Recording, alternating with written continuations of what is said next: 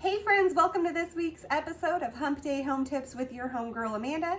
As always, I'm Amanda Eubanks with the Eubanks Home Group and Professional Realty Services, and I'm so excited for all my home seller boot camps who are ready to tackle this week where we are covering all things staging. So if you're curious what rooms you need to stage and maybe those insider secrets that I have to get you the most money for your home, stay tuned.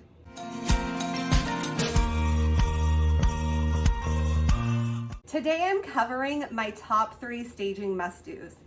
Number 1 is to give every room a purpose. And by this I mean make sure you don't have any empty rooms. It's actually one of the biggest turnoffs for buyers because they have a very hard time visualizing what to make each room. It's a lot easier when you've already taken the time to stage it a little bit and give them idea.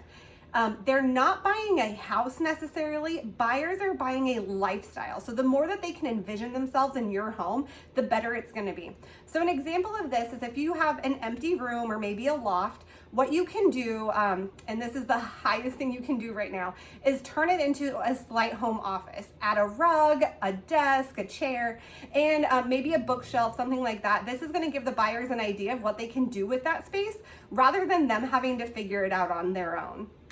Staging tip number 2 is neutral rules. By this I mean everything in your home, you should try to stay away from any color or patterns and prints.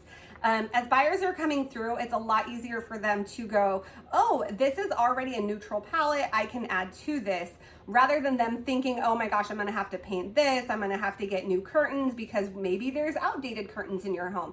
The more that the buyer can see that it's a clean slate rather than a lot of work that they're gonna have to do, that staging is going to pay off.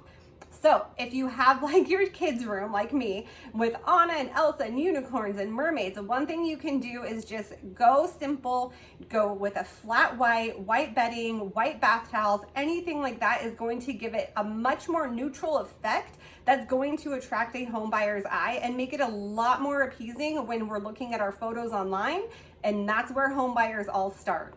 My third staging tip for you today is model home magic. By this, what I want you to do is go and tour a model home before you start getting ready to sell. You're going to notice all of the things that are in a model home, and then I want you to compare that to what you currently have in your home. So if you have a lot of appliances out on your countertops, maybe that super crowded mudroom and pantry and linen closets, anything that you can reduce, please do. It's going to make your space feel a lot bigger.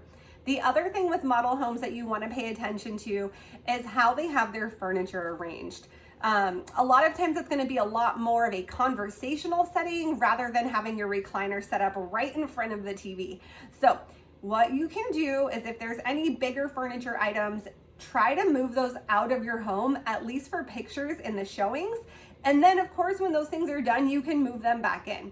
You want to create a big space that a buyer can really visualize themselves moving into. And the less things you have, think minimalism, the better and more profit you're going to get.